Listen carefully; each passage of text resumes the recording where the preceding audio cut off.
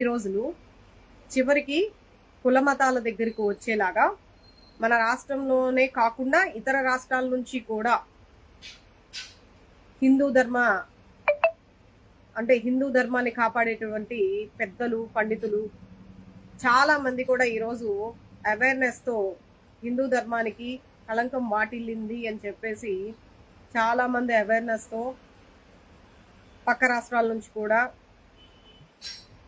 వాళ్ళందరినీ కూడా ప్రోత్సహించి వాళ్ళందరినీ కూడా రెచ్చగొట్టి ఈరోజు మన ఆంధ్ర రాష్ట్రంలో గొడవలు జరిగే విధంగా ప్రేరేపిస్తూ ఉన్నారు. నిజంగా చాలా సిగ్గనిపిస్తూ ఉంది.